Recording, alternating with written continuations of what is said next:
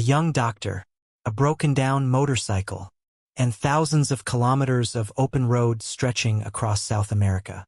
He doesn't know it yet, but this journey is going to change everything. Not just for him, for the entire world. We're in Argentina. December 1951. The air is cold. The road ahead is long and unpaved. A 23-year-old medical student named Ernesto Guevara climbs onto the back of an old, rattling motorcycle with his friend Alberto. They call the bike La Poderosa, the powerful one. He laughs as he says it, because honestly, the thing barely runs. But they go anyway, through Chile, through Peru, through Colombia, through Venezuela, thousands of kilometers of mountains, rivers, dust, and poverty. And that's when something inside Ernesto begins to crack open. Somewhere in Peru they stop. There's a mining camp. Workers, thin, exhausted, barely dressed, are moving slowly through the cold. Ernesto watches them. He doesn't move. His friend Alberto looks over and asks, "Are you coming?" But Ernesto just stands there, still. Inside his head, one question is burning. How is this possible? How can people live like this? And nobody does anything. He pulls out his journal that night and begins to write. Not as a tourist, not as a student, as someone who is slowly, very slowly becoming angry. By the time he returns to Argentina, he is not the same man who left. The road has done something to him. It has shown him a Latin America that his university textbooks never mentioned. A continent of beauty and of suffering. And Ernesto Guevara has decided someone has to do something about it. Fast forward to 1954. We're in Guatemala City. Ernesto, now finishing his medical degree, is watching something unfold on the street. A government. A good government, people say. A government that is trying to give land back to the poor. And then, in a matter of days, it's gone. The CIA backs a military coup. The progressive president, Jacobo Arbenz, is forced out. Ernesto stands in the street, his jaw tight, his hands clenched. He says quietly to himself, "The United States will never allow this. Never. Not here. Not anywhere." That moment hardens something inside him permanently. He moves to Mexico. And in Mexico City, in a small apartment filled with cigarette smoke and revolutionary ideas, he meets a Cuban named Fidel Castro. Fidel is intense, charismatic. He speaks for hours without stopping. He tells Ernesto about Cuba, about the dictator Batista, about the plan. Ernesto listens. Then he says, "I'm in." Just like that, the doctor becomes a revolutionary.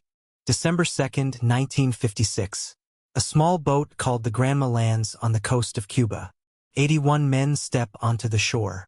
Within days, Batista's army finds them. It is a massacre. Men scatter into the jungle. Some are killed. Some are captured. Ernesto, now called Che, a nickname from the Argentine habit of saying Che, like others say, hey, is wounded. He crawls through the dark. His lungs, already damaged by asthma his entire life, are burning. But he keeps moving. The survivors reach the Sierra Maestra Mountains.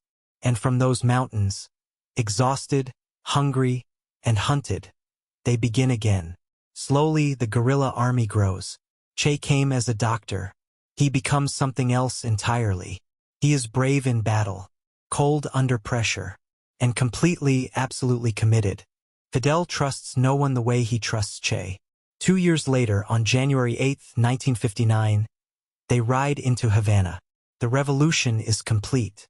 The crowd is screaming. People are crying. Children are sitting on strangers' shoulders, waving flags. And Che Guevara, the asthmatic boy from Argentina who left home on a broken motorcycle, is now one of the most powerful men in Cuba. March 5, 1960. Havana. Public ceremony. A photographer named Alberto Corda raises his camera. For just 1 second, one single second, Che turns and looks directly into the lens. His eyes are intense, focused, resolute. His beret has a red star. His hair is long. Corda lowers the camera. He doesn't think much of it. But that photograph, That one accidental photograph will become one of the most reproduced images in human history. It will appear on t-shirts, on posters, on walls in cities from Paris to Tokyo to Buenos Aires. People who were not even born when Che died will wear his face on their chests. But behind the legend, the real man is struggling. Che believes in something pure, something almost impossible.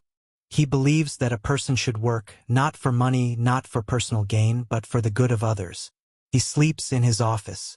On his days off, he goes and cuts sugarcane in the fields alongside ordinary workers. But Cuba is changing. It is becoming dependent on the Soviet Union. And during the Cuban Missile Crisis of 1962, the Soviets make a deal with the Americans without even asking Cuba. Che is furious. He feels betrayed. He looks around at the revolution he helped build, and he doesn't recognize it anymore. So he does what Che Guevara always does. He leaves. First, the Congo, a civil war, failed mission. Then Bolivia, 1966. He disguises himself, shaves his beard, shaves his head, and slips quietly into the country. He is going to start again. A new revolution, from scratch. A valley in Bolivia, La Higuera. The jungle is thick and humid. Che and his small guerrilla group have been running for months. They are tired, sick, surrounded. The Bolivian army, trained and guided by CIA advisors, closes in.